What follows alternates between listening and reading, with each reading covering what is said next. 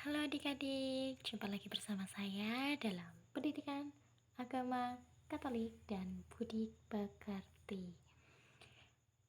Pada kesempatan kali ini kita akan belajar dengan judul bersikap kritis dan bertanggung jawab terhadap pengaruh media massa. Nah, pelajaran ini adalah pelajaran untuk kelas 10. Wow, dari judulnya aja menarik ya. Pengaruh media massa. Siapa sih saat ini yang tidak menggunakan media massa? Ya kan? Ya kan? Maka dari itu, yuk langsung saja kita belajar tentang bersikap kritis dan bertanggung jawab terhadap pengaruh media massa. Tapi sebelum itu, saya mau tanya dulu pada kalian.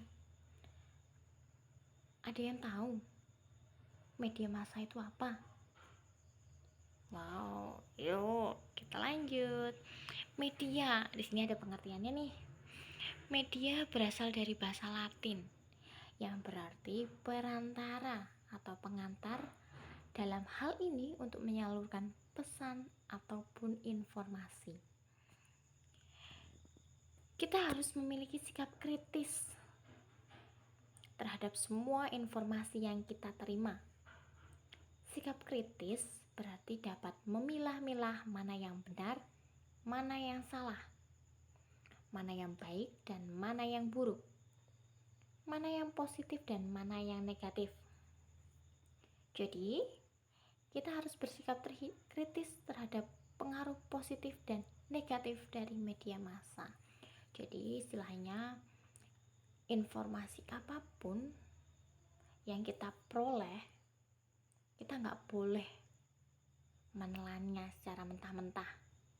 Tetapi kita perlu mengolah, kita perlu memikirkan, bahkan kita juga perlu mencari sumbernya. Kira-kira informasi yang kita terima itu benar-benar real atau hoax. Banyak saat ini yang kita jumpai berita-berita hoax. Wah, sangat banyak. Kalian pasti sering kan membaca, kemudian melihat berita-berita hoax yang lagi heboh saat ini. Nah, maka dari itu, seiring banyaknya berita hoax, kita diminta untuk bersikap kritis. Nah, di sini ada pengaruh positif yang muncul karena media. Salah satunya yang pertama adalah teknologi media mendekatkan manusia satu sama lain. Ia dapat mendekatkan pikiran dan relasi kita. Pikiran dan relasi kita menjadi lebih terbuka kepada orang lain, kepada bangsa lain, budaya lain, dan sebagainya. Wah, ini teknologi media ini mendekatkan manusia, ya dong. Dengan adanya handphone contohnya lah, orang yang ada di Sumatera dan orang yang ada di Jawa, mereka dengan mudah berkomunikasi, bahkan bisa melihat wajahnya.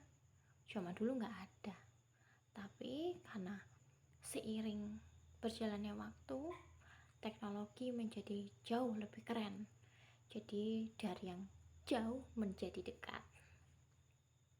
Yang kedua, teknologi media dapat membuat kita terlibat pada peristiwa di belahan bumi yang lain. Kita terlibat pada gempa bumi di Aljazair, pada SARS di Cina, pada Piala Dunia, dan lain sebagainya. Wow, ya jelas dong. Contohnya, kita belum lama ini menjumpai yang namanya COVID-19, ya kan? Awal mula COVID sendiri kan berasal dari Wuhan, Cina kalau tidak salah kan. Nah, awal mula kita tahu kan, kita melihat dari beritanya. Nah, di situ kita itu sudah terlibat dalam peristiwa di belahan bumi. Why? Ya karena kita tahu informasi yang ada di sana. Yang jauh di sana kita terima informasinya. Contohnya lagi, antara Israel dan Palestina, kita tahu. Nah, itu dia.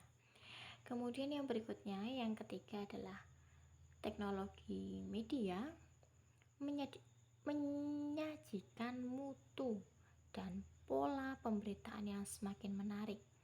Pemberitaan lewat satelit dan jaringan internet yang semakin marak. Jelas.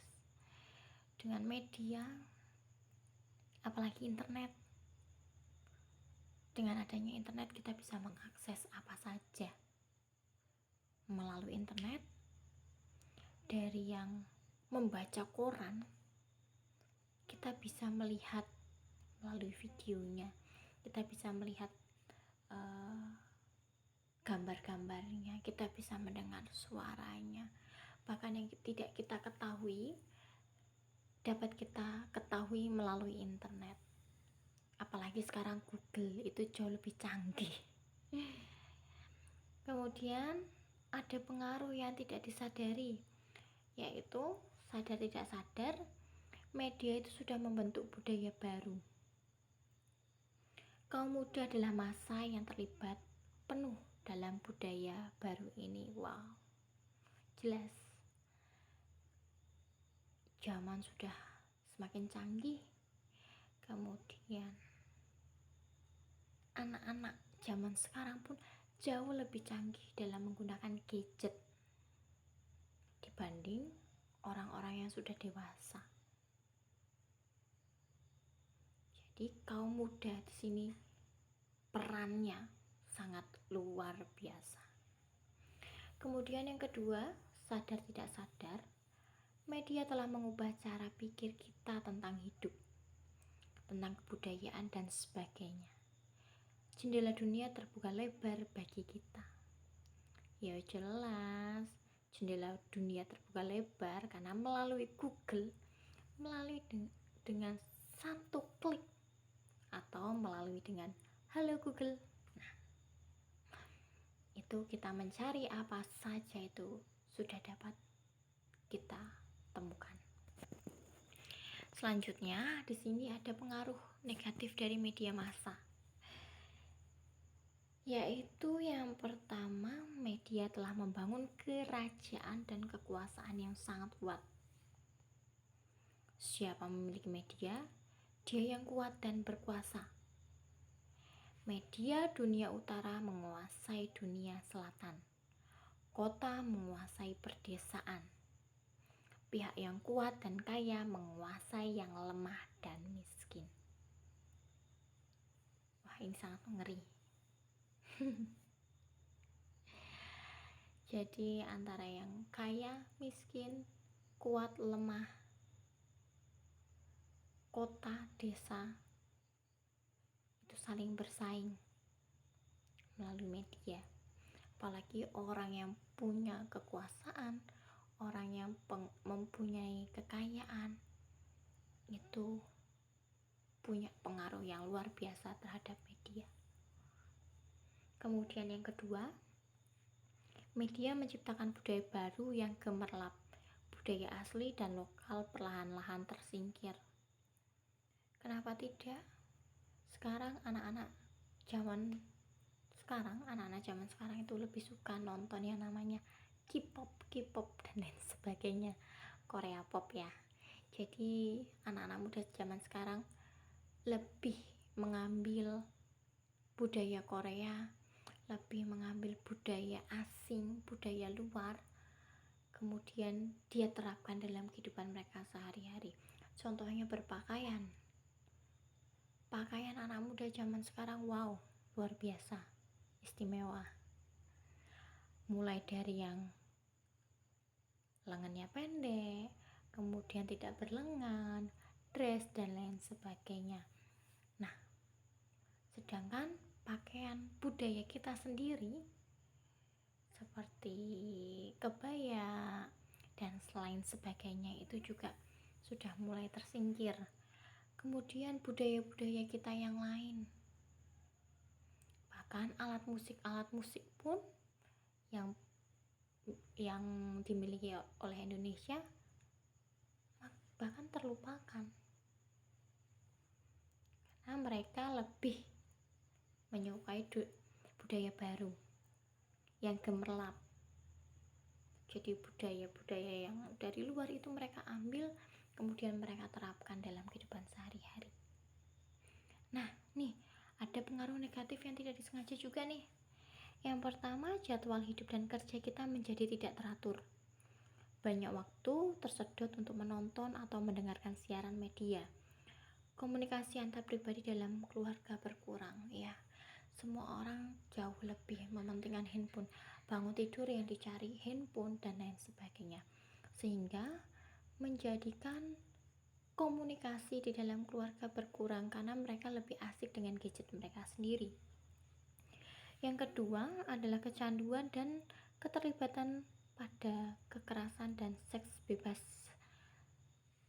Sering ada hubungannya dengan siaran TV atau chatting di internet melalui HP. Nah, kecanduan, kekerasan, seks dan lain sebagainya, mereka itu kadang melihatnya melalui TV. Kemudian terjadinya pergaulan bebas itu juga terjadi karena adanya aplikasi yang dapat digunakan untuk menjalin sebuah hubungan. Kemudian mereka chatting, setelah itu mereka ketemuan dan lain sebagainya. Yang ketiga adalah arus urbanisasi, sering disebabkan oleh tayangan yang glamor tentang kehidupan kota. Kebanyakan orang itu pengen hidup di kota. Mereka beranggapan, wah kota ki penak yo, wah kota ki serba ono. Kebanyakan orang desa berpikiran seperti itu, karena di kota itu ada apa-apa saja, pikir mereka. Karena mereka mencintai budaya baru yang glamor, sehingga mereka berbondong-bondong ingin hidup di kota. Oleh karena itu, kita harus tetap kritis terhadap media dan pandai-pandai menggunakan media untuk kepentingan kita dan masyarakat serta umat di sekitar kita. Nah, itu tadi materi tentang bersikap kritis dan bertanggung jawab terhadap media massa. Jadi media massa itu banyak ya teman-teman. Ada yang koran, radio, televisi, internet kan jelas banyak ya, Google, Yahoo, kemudian YouTube, WhatsApp, Instagram dan lain sebagainya. Jelas kalian punya semua itu.